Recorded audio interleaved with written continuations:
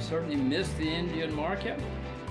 I'm embarrassed because I've invested in India many times in my life. And here, finally, Delhi has the right attitude, and I missed it. I watched it. I see it happening, but I've missed it. And as far as I'm concerned, I don't like to jump on a moving bus. If you jump on a moving bus, sometimes you get hurt. The relative attraction of India is, there are two sides of the coin. One is that India is doing very well. I don't see that changing. But the other side is that the U.S. is doing very well, and you need to see the U.S. do less well. I don't mean go into a bear market, but I just mean stop being the really incredible bull market that it has been for the last 10 plus years. For interest to broaden out to countries like India. India is growing at 8%, therefore high price earnings ratios is justified in India because the E of the price earnings, the E is growing at a faster rate. So looking at these two countries, yes, there will be opportunities in China, particularly now the market is down, and we're looking at some of the Chinese companies. But at the end of the day, growth is where it's at in India, and that's where we want to be. Our feel is that given the kind of fundamentals, or rather the June quarter results, and even looking at the March quarter results, the fundamentals are somehow not supporting the kind of rally that we're seeing today. So maybe you'll see us, somewhere flatlining at this line, this point, and probably doing a time correction going forward. There are many low-floating stock counters where valuation looks unreasonable. There's a momentum over there, and you are unlikely to make money over a longer period of time. But at the same time, there are many good companies available at reasonable prices. It's not a cheap market. In India's case, generally the earnings have done pretty well. And it's been a very broad-based economic rise of at least the stock market in terms of the various sectors have done well in India. So that way it seems grounded in the reality that the economy is moving in the right trajectory. But of course, it's been amplified by the fact that you've had this trend of financialization, which is that people in India hardly owned any equities, and now they've become used to pouring money into equities at every dip, every month. So that financialization that's happened is what has led to India now trading at a big premium to other emerging markets. Clearly, from a short-term perspective, I think market has reached a level where valuations have become elevated, and they have remained elevated for quite some time. On top of that, what we have seen during the first quarter of this earnings season is also that the EBITDA growth as well as PAT growth, the Nifty basket has been very, very tepid.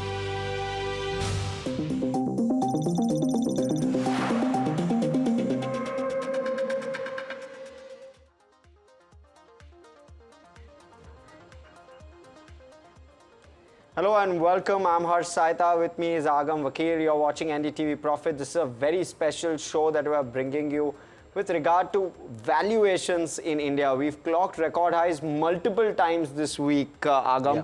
And whether we're actually overvalued or not is the golden question I think most of us are asking each other, even in the newsroom. Yeah, well, so Harsh, you know what? Every time we actually hit a new life high, we ask that question.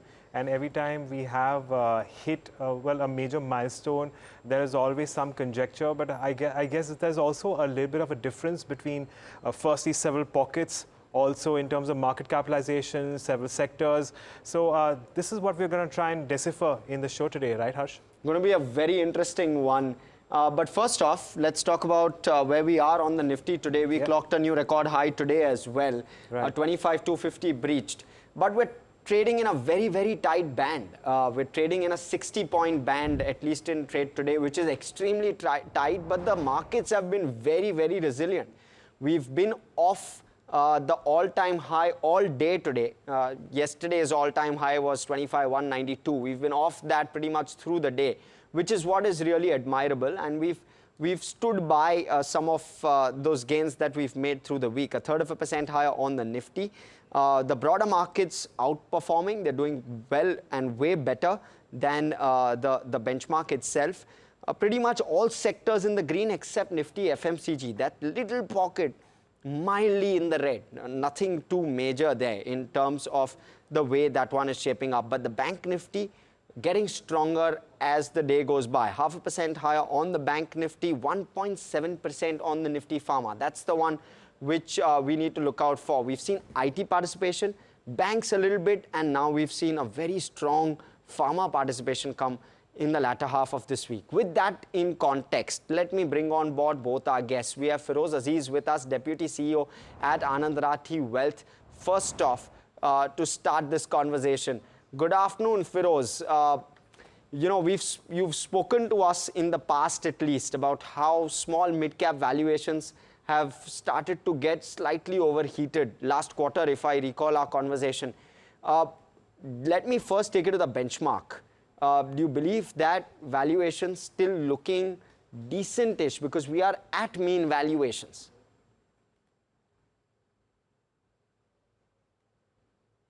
Good afternoon. I think, like you rightly pointed out, there is exaggeration in valuation. There has been re-rating.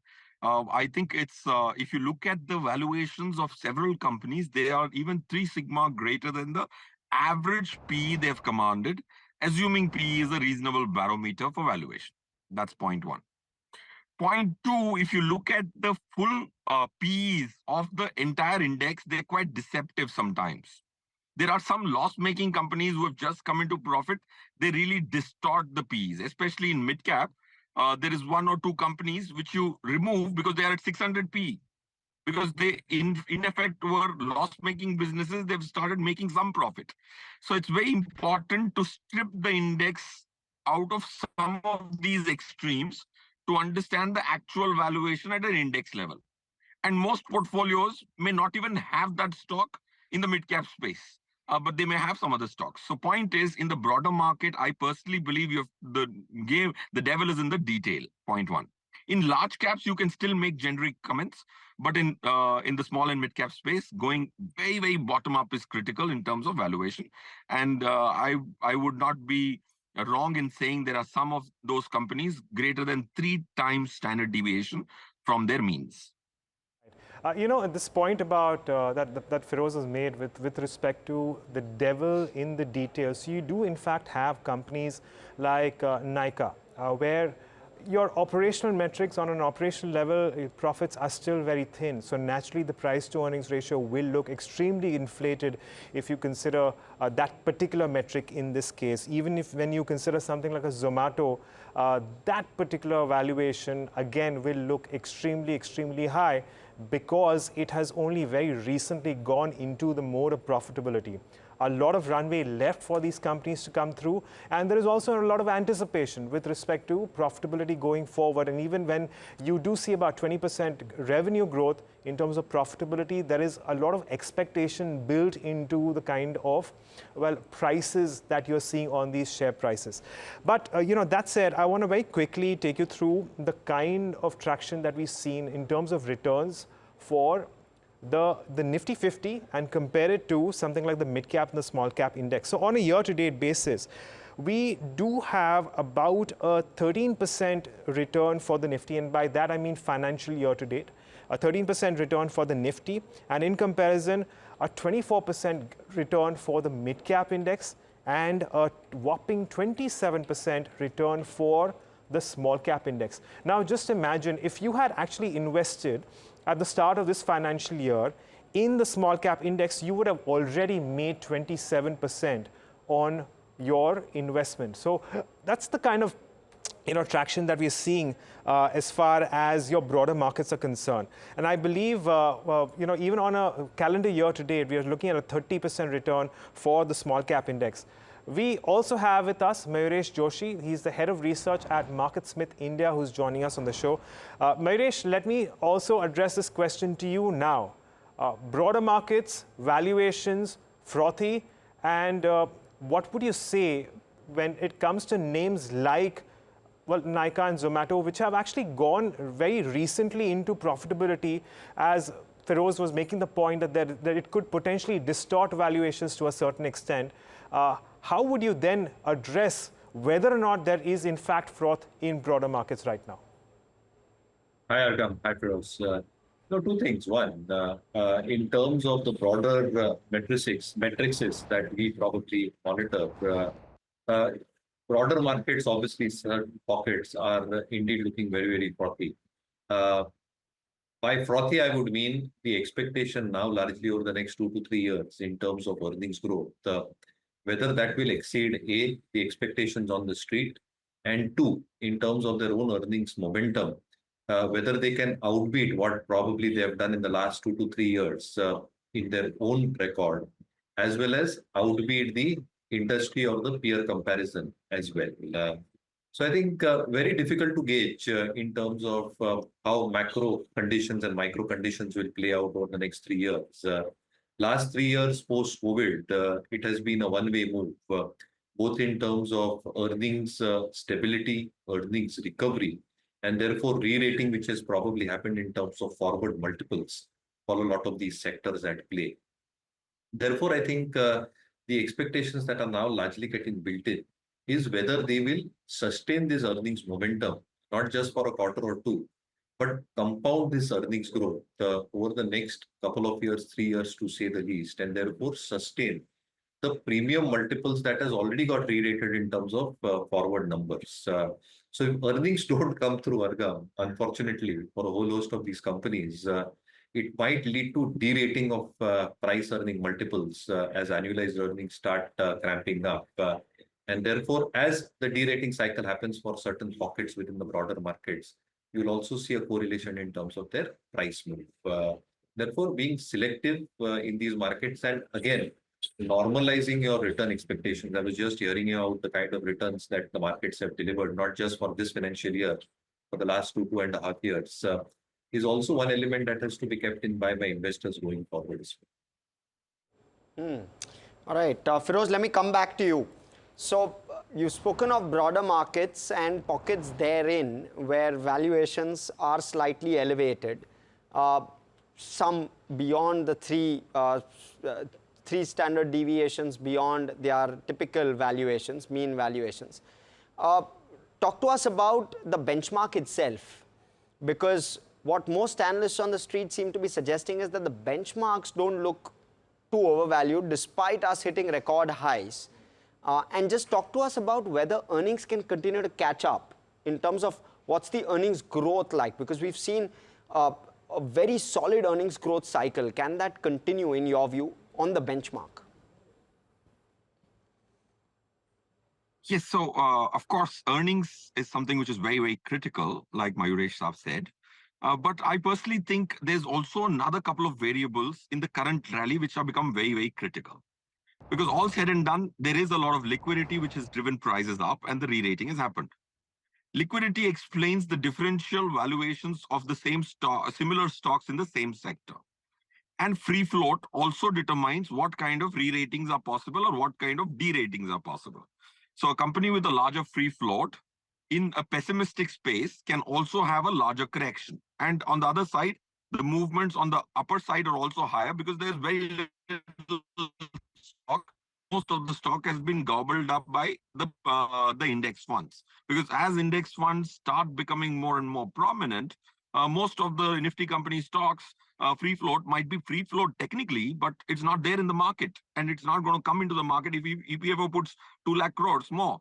Then 10% of that has to go to the largest stock in Nifty, right? So point I'm trying to make is, when you're evaluating a liquidity-driven rally, fundamentals would be given 60% weightage, and 40% weightage has to be given to what kind of liquidity and when is the tide turning. So there are 2-3 barometers we look at, and not that fundamentals are not important. There's nothing more important than fundamentals, but that's still 60% weight, which is why it is greater than 50% weight. But respecting liquidity in a market like this is important. How do you understand liquidity? If you ask me, is on 27th August in Indian mutual fund small cap, since you alluded to small cap, a total 170 crores came on that particular day, 161 crores in active and 9 crores in passive small cap funds. And small caps are the ones where the tide turns first.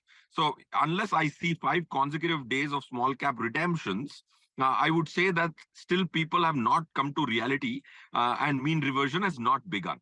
And you would want to be the first guy to pass the pillow if in a situation like this, if the tide turns. That's one thing which we see. Second number, which I think is very interesting and lesser is spoken about it, that you get to know the cash market buying and selling net numbers for 10 different categories. Banks, PMSs, AIFs, mutual funds, all these categories have been given separately. Like yesterday, there was 1,14,000 crores of cash market transaction. And buying was also equal and selling is always equal. So for every buyer, there is the same equal rupee seller. People keep saying that there's 23,000 crores coming in the form of SIP. If there's 23,000 crores coming in, there's an equal amount of seller. So liquidity is always going to be buy and sell equal on a specific day. So you'll have to see whether the person who's buying has a discretionary mandate or not. If you gave money to a mutual fund guy, he has no choice but to buy. So who's giving the buying will help you understand who's price inelastic, and that will determine the direction of the market. So to answer your pointed question, I think earnings can continue. If you look at Nifty earnings are -4% for the first quarter of this financial year, but if you X oil and energy, it is +11%. So I'm a little hopeful, but I'm really worried about the largest component of Nifty, which is 27%, is financial services, and banks are going through some real unprecedented crunch in the deposit degrowth. All right. Well, some very valid points made by Feroze out there. And of course, while we do want to carry this conversation on sectors a little bit later, I have one follow-up question. I'm going to take this up with Mayuresh. Mayuresh, fund flows, of course, from a DIR standpoint have been very strong, but that's also because a lot of retail money has been going into institutions.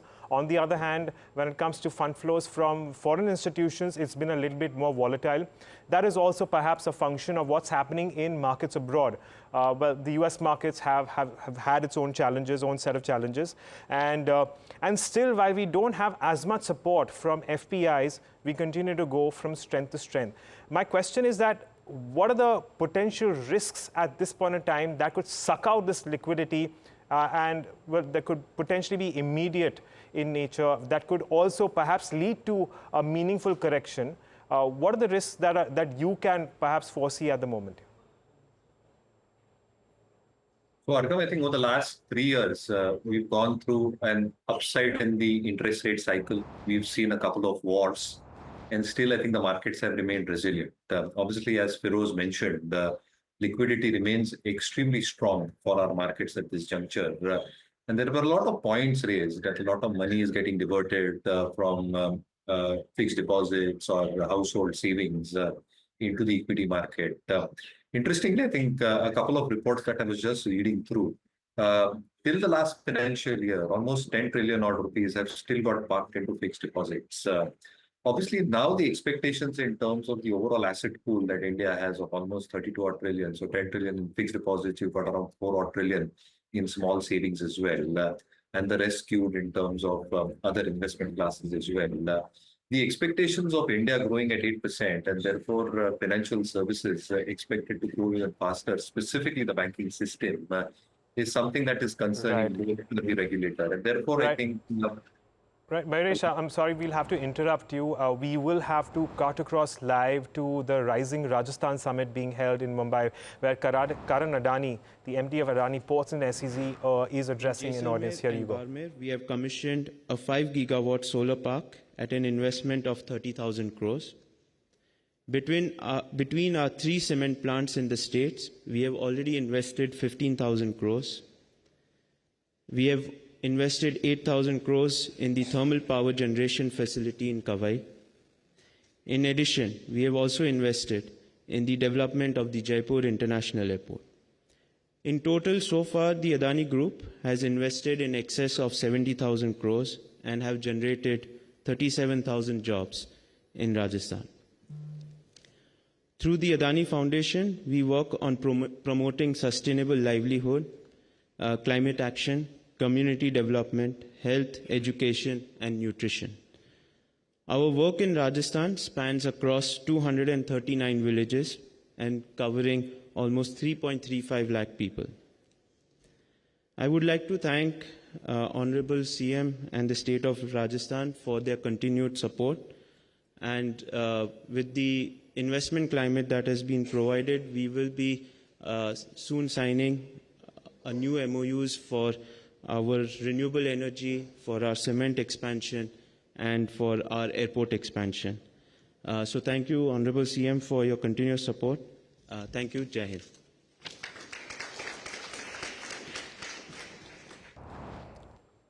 All right, well, that was Karan Adani telling us about what's in store when it comes to Rajasthan going forward. But Mayuresh, I was coming back to you with the point that you were making with respect to liquidity.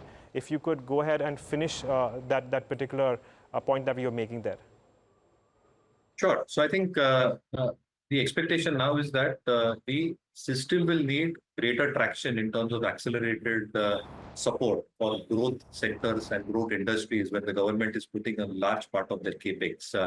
Private capex has obviously lagged, and therefore I think the incentives that get laid out from an interest rate cut globally and locally as well might act as a support. Corporate balance sheets are deleveraged to a very large extent. The bank balance sheets have also got their asset quality pressures under control. But yes, deposit mobilization with these expectations might become a sore point. Like Feroze was also pointing out, BFSI might actually have some element of softness in numbers that have got reported. But generally, I think the large element that probably comes through as far as FI and FPI buying or interest is concerned, if you look at India's market cap and if you look at India's representation in terms of global flows as a percentage of the market cap represented globally, it's hardly 1% or 1.1% as we speak.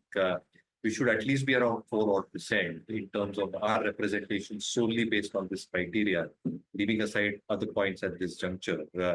And assuming Indian economy to grow the fastest, both from emerging as well as a developed perspective, this percentage should definitely improve, Varga. Also, historically, what we've seen, as the Fed starts its rate cut cycle, there is an additional incentive in terms of emerging markets. And obviously, I think the short-term moves that you're probably looking at in terms of outflows, as far as geopolitics is concerned, as far as currency adjustment is concerned, vis-a-vis what has happened to the Japanese markets as well, has probably resulted in some of the outflow that is probably being seen at this juncture. But at some point of time, I think based on these criteria and expectations in terms of money coming back, FI money should start coming back. Also as a percentage in terms of their holdings for the index and the broader market as a whole, I think they are almost at the lowest level that we've probably seen. And you cannot ignore, specifically FIs and FPIs, cannot ignore a growing market like India in the foreseeable future, at least in the next decade. So I think flows will come back and liquidity in terms of domestic flows should remain stable, if not grow at a humongous pace. So I think that should provide sufficient amount of support for the markets. Mayuresh, on the back of all of this support, what should an investor bite into? Where is the pocket of value? What sector looks attractive? Or is it just bottom-up stories across sectors? $1 million question, Harsh. But again, I think most sectors, most stocks within sectors are looking very, very expensive if you compare them to their standard deviations. But banking as a pack is still reasonably valued. Obviously, there are concerns, as Feroze and I was just speaking about. But if there is some element of correction that does come through over the next quarter or two, I think this is one space that you probably will look at. Obviously, consumer discretionary, manufacturing, capex-oriented themes will still account for a reasonable amount of earnings growth if I draw a big picture over the next 4 to 5 years. But are valuations in your favor as we speak? Even within these pockets, certain stocks are definitely richly valued. And therefore, the lookout has to be that domestic earnings and stories among these sectors might still compound at a good pace. Corrections, if they come, should be a welcome opportunity for stocks and sectors, for sectors and stocks within these sectors itself. The $1 million question again is whether you will see a correction, and always corrections historically have come when you are expecting the least to happen. So I think if corrections come in these sectors, certain stocks within these sectors can. Feroze, I reckon the same question for you as well. Are there any pockets at all when it comes to value in markets like these? Yes, Argav, actually, at the cost of being repetitive, I would completely agree with Mayuresh Saab. Because what happens is, I think you have to watch it very closely of what is the impact, because the largest weightage of Nifty is not overvalued. That's the great news, and that's also the bad news, to read between the lines and figure out what actually happens. I concur that there is only 6.7% of Indian household savings is in equity, and still India has taken the support of Indian retail in terms of funding its fiscal deficit and funding deposits. So I think that is changing because people are becoming inflation sensitive. So point one, I think banking with some degree of further correction could become a bottoming out story, and that's something which you can add on. Second, I personally think the biggest risk we run is the broader market alphas, which are about 40-50% for the last 15 months over a Nifty retracting. And that's, I think, one of the biggest risks for investors. And I personally think if you can move, if I have to give a mutual fund manager, investor an advice, I would say a flexi cap fund is better poised today for a retail investor than a multi-cap fund, for example, which has mandates to invest at least 25% in both these categories. All right, it's been a very productive conversation. Thank you so much, Feroze, Mayuresh, for joining us, but we're out of time on this one. From Agam, myself, everyone who puts this show together, thanks so much for watching. Stay tuned to NDTV Profit. More action on the other side.